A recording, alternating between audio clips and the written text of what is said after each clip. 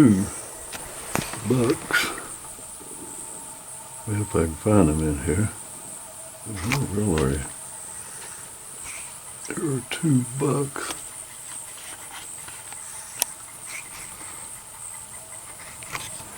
And here's the food plot.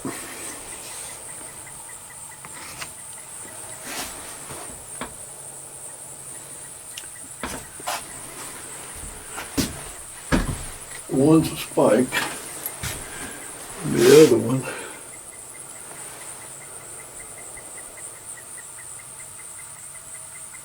he's I guess a 4-point. It's got a little bit of mass to him. A little bit of mass.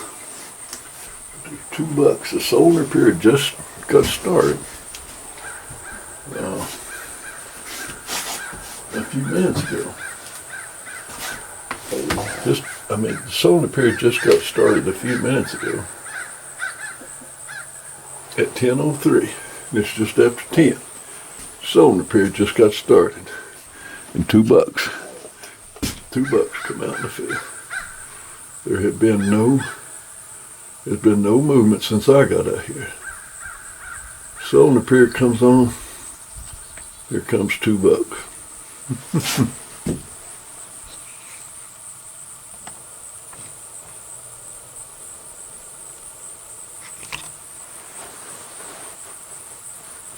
Pretty neat, huh?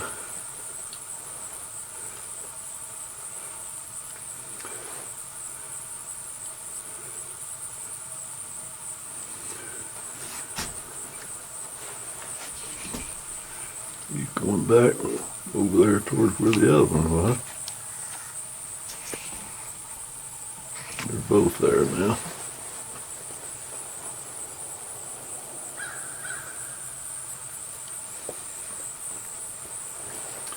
They're close together.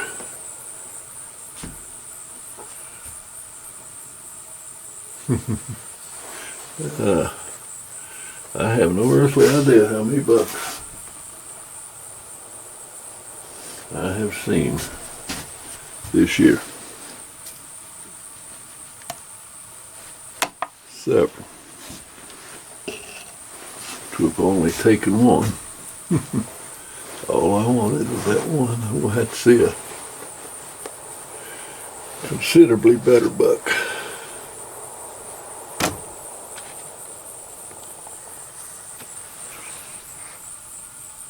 See if I can get them both in here.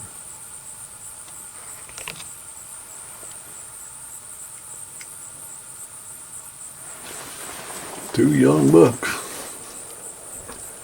Now where's Granddaddy? That's what I'm looking for. Just for Granddaddy. He's got to be here. Somewhere is Granddaddy.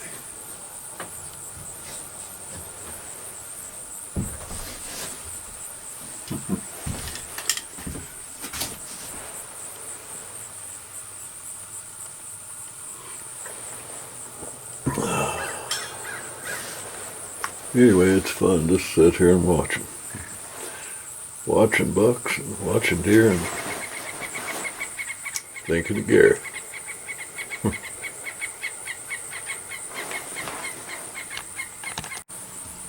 The one buck there that really is a spike. The one that I think it's the one there that I thought was a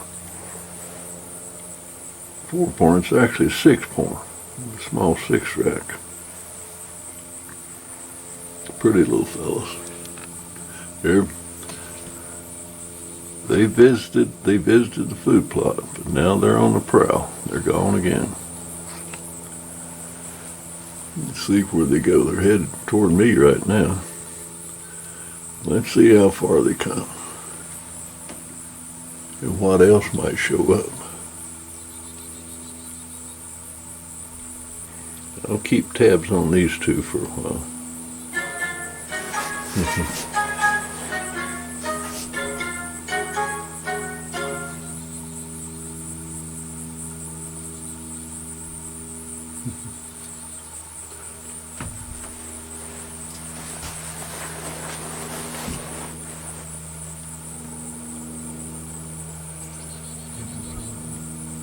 Me some.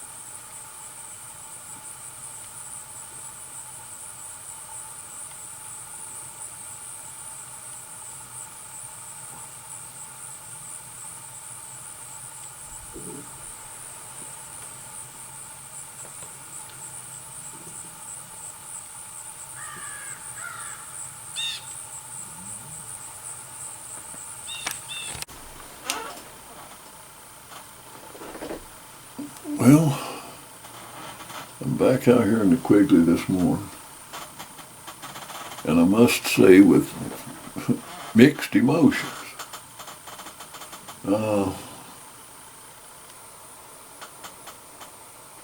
If any of you's watched the channel at all, you're familiar with my buddy Gary, who was my paralyzed friend that we've worked all summer long to get him to where he could enjoy a deer hunt. I mean, he loved to deer hunt, and he hadn't done it in 12 years because he's paralyzed. And I got the idea that, my goodness, some way, somehow, we've got to be able to get Gary back to where he can hunt. So even though it looked like an impossible and insurmountable task, we set about to accomplish it. And by golly, we got it accomplished. Where he could hunt. And we worked all summer. One of our buddies,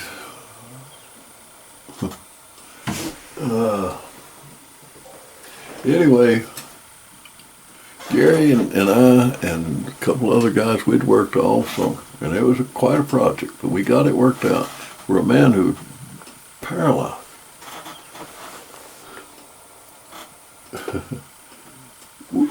Was able to fire a gun. He hadn't been able to do that in years. But we through some a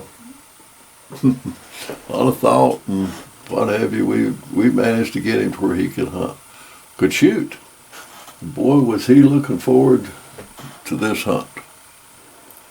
I mean, it gave, as his wife said, it perked him up. It gave him something to look forward to. That he was a different person. He was really looking forward to this. I mean, excited about it, looking forward to it. And yesterday was the very day that we had planned and looked forward to. Yeah, the season had opened the week before. You know, the season itself had opened the week before, but we were waiting and planning on waiting until it was either sex till doe season come in. Could it be as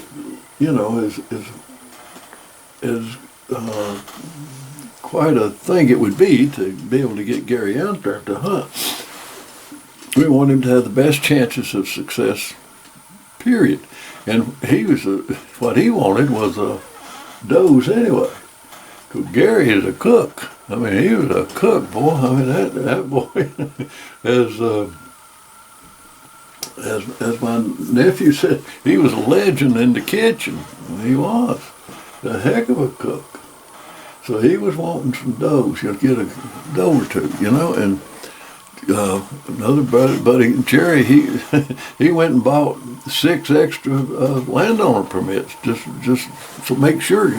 I mean, Gary would be allowed 3 does himself anyway, but Jerry bought 6 extra permits because Gary would be able to go. We're going to make sure he get all the deer he wanted.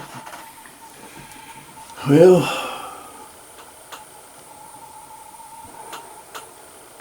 about the time the season itself opened, Gary got sick. Really sick. Taken to the hospital. They run all kinds of tests. They couldn't really find out what was wrong with him. They finally decided he had some sort of a cancer around the lining of the stomach. And Lord knows what all. I mean, the boy was in pain. He was in bad shape.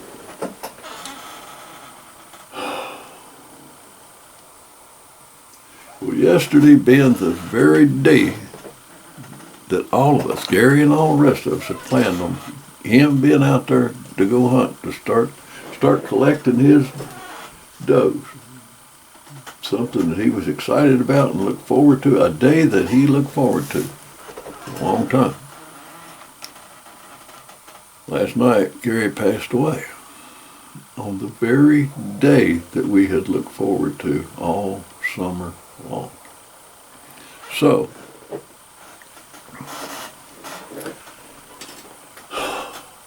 the tendency and the natural is to feel this tremendous hurt, this tremendous loss, which of course we do. But to put it like it really is, Gary passed away last night. And to all of us, his friends, his hunting buddies, and everything else, it's a terrible loss. But it's a loss to us. Gary looked forward to yesterday, to being a day that would be different to what he had been having for the past 12 years. That he'd be doing something he really wanted to do, something that he could enjoy doing. For the first time in 12 years, he'd be doing something that he enjoyed, a day that he looked forward to do. It's going to be a good day for him. And you know what? It turned out it is. It was the best day that he could ever imagine. Now, if you're a Christian,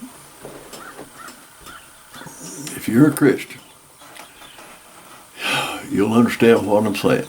If you're not, then I encourage you to look into it and become a Christian.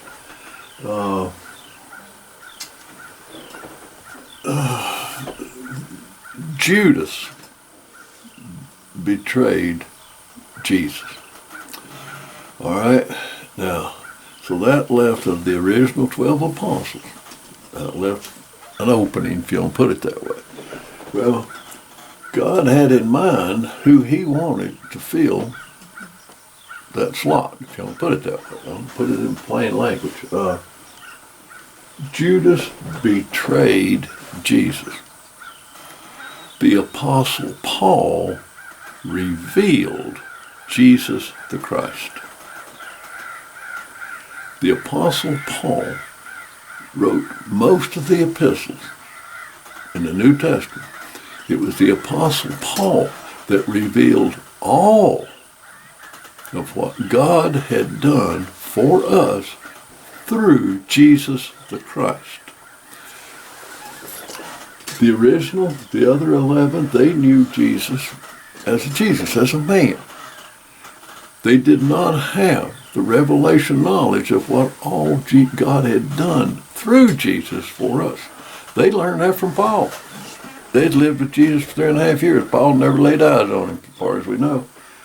But God chose Paul, this little man, to reveal to us all of what God had done for us through Jesus. If you don't know what that is, I flat encourage you to look into that. As a friend of ours says, you need to know what your entitlements are. And I mean, Paul revealed to us what our entitlements are, that we are, in fact, children of God, joint heirs with Jesus Christ, true children of God. That's what we are. Can you imagine what that is for God to be your daddy, for heaven's sake? But anyway, Paul got all that revelation knowledge. He got it directly from Jesus himself. Paul never knew Jesus on earth, but he knew the Jesus that was in heaven. The Jesus who was seated at God's right hand, Paul knows. He knows him. He knows him. He knows what God did for us through Christ. And here's what he said. There's one of the things he said. Writing to one of the churches, he's established several churches throughout the Holy Land region, and he would make evangelistic crusade trips through all these churches and encouraging them to grow and everything. And he wrote the epistles, what we now have as compiled. But a lot of this was word of mouth. All of what God had done for us through Christ was word of mouth, but Paul is in the process of writing these epistles. Well, he hadn't finished. He hadn't finished writing all of them when he wrote this. He said, I have a desire to depart the body and to be with Christ, which is far better. And listen to this. Me, have a desire to depart the body, not to die. That's not what he said. I have a desire to depart the body. That body, when you depart that body goes kaplunk, it's had it. But Paul said, I have a desire to depart the body and to be with Christ, which is far better. Me, have a desire to depart, leave, go somewhere else, to depart the body and to be with Christ. He didn't say I'm going to die and that's it. He didn't say I'm going to die at all. He said, I have a desire to depart the body and to be with Christ, which is far better. Not better, far better. Not just better, far better. He said, but nevertheless, it's expedient, it's better for you, for me and you, that I stay here and finish the work that God gave me to do, to establish his church, to write all of these epistles, to put down all this revelation knowledge that Jesus Christ had imparted to him, that it was Paul's job to give us, to reveal that to us. And that's exactly what he did. So he said, I have a desire to depart the body and be with Christ. You're not dead. Paul said, I'm here. I'm in this body. I am in this body. But I want to leave it and go to be with Christ. I be in my body. I want to be with Christ, which is far better. So Gary has worked for all summer long, and we had worked with him. A desire to go on a hunt, to enjoy the day, to have the best day that he had had in years. That's what he was looking forward for yesterday, to have the best day that he had had in years. You know what? He did. He did.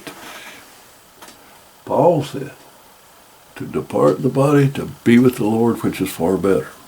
So Gary would have enjoyed being out with us yesterday, hunting. That's what we'd planned on. That's what we'd worked for. He would have enjoyed that. Yes, sir. He surely would have. But he's enjoying yesterday, and today he's enjoying more than we ever imagined.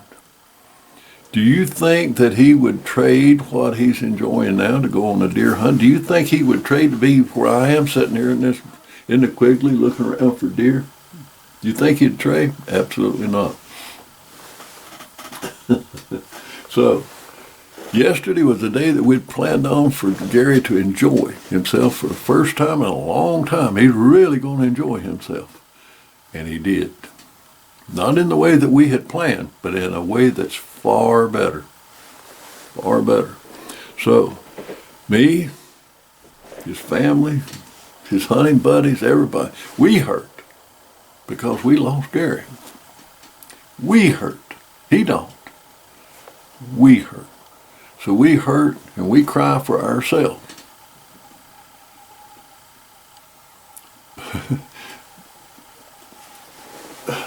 But Gary, we got to realize Gary is far better. So I'm not going to dwell on my loss. I'm going to celebrate his gain. And I'm going to celebrate it with him. And I am, in order to keep his memory and everything, and to honor his memory and to celebrate his memory, to celebrate his life and who and what he was to me. I'm going back, I'm using his rifle again.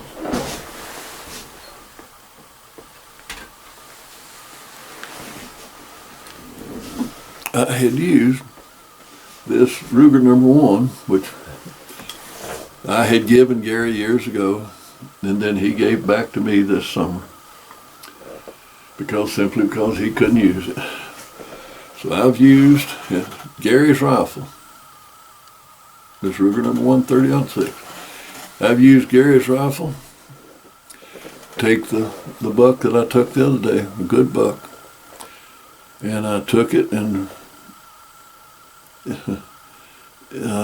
in respect or whatever you want to, and for Gary, I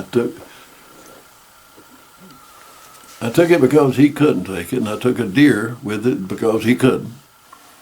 So I took this rifle, and I took that deer. Well, then I drug out other rifles, and I thought, well, I'll go ahead and use them the rest of the season.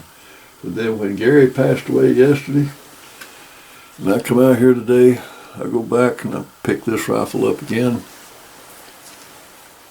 because I wanted to, because I wanted to talk about my friend Gary. And so we're going to, soon, his wife will put together a celebration of life for Gary. Everybody that knew him missed him. Everybody that loved him will hurt and miss him for a while, but we got to remember, as the Apostle Paul said, he's far better off. Far better, not much better, far better. And Gary, there's no way on earth that he would trade, as much as he looked forward to yesterday, to be able to go deer hunt, to do something that he could really enjoy for the first time in years.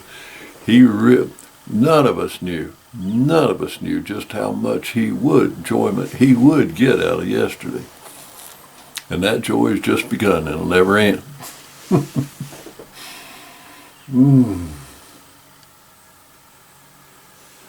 So instead of feeling sorry for Gary, we ought to be a bit envious of him. Because as Paul said, have a desire to depart the body, which Gary did, and that body of his let him down. I mean, that body of his it was pain and all kinds of stuff. So when he departed that body, and he went to be with Jesus the Christ, Paul says that's far better. Even if we're in a healthy body, a healthy body, and we go to be with Christ, that's far better. But to be transformed from the body that Gary lived with and in for the past 12 years, where he's at today, is in fact far, far better. So I'm going to celebrate with him. And I'm going to use this rifle, which represents a very close connection between two friends. I'm going to use it in celebration, remembrance, whatever, of my friend Gary. So, all what we did this summer to get him out didn't turn out like we had anticipated. But in fact, for Gary, it turned out a whole lot better. Not for us. Because we would have enjoyed, oh my goodness, we would have enjoyed getting Gary out and let him get that deer, and he would have enjoyed it. But he's enjoying something far greater than that right now.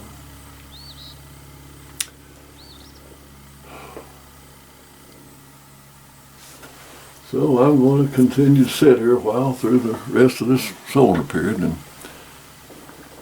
there's been a few bucks meandering around through the fields and a few does.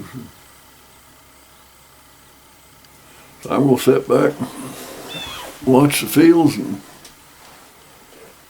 think of my friend for a while.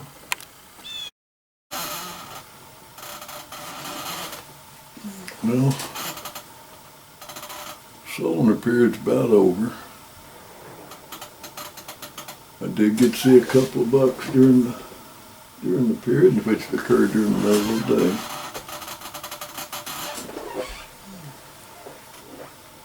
That good-looking woman of mine's got dinner ready, so I'm gonna go to the house, get a bite to eat.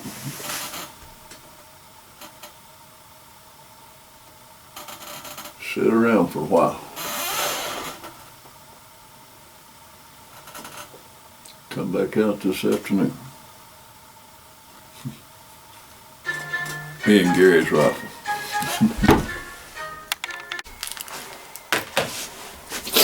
Well, I just come back out here to Quigley for a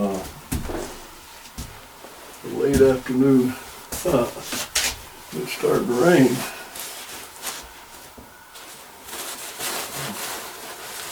Starting to rain a bit. And so I need it to dry Gary's rifle off. And wipe it down with a little bit of ballast.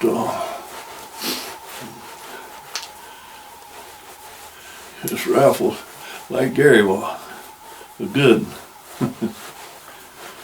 But it's a pretty thing. You know, it don't take much to keep a rifle looking in good shape. Use, but not abuse. Anyway, I'm going to sit and watch fields a while. A late afternoon minor solar period leads right up to dark. And when I left the house, there was a walk out here at Quigley. There's a big flock of turkeys over here on this hill. 3 deer on this one. So I'm just going to sit around and keep a sharp eye. Well, it's getting late in the day. A little bit of shooting, time of shooting hours left, but it's starting to rain. Starting to rain late in the day. I have no desire to take a deer under these circumstances. This late and it raining. Just got no desire to do it. So I think I'm gonna pack up and head toward the house and call it a day. And I'm gonna leave Gary's rifle out here in the Quigley. And I'll come back in the morning and pick up the vigil. He can just stay here in the dry.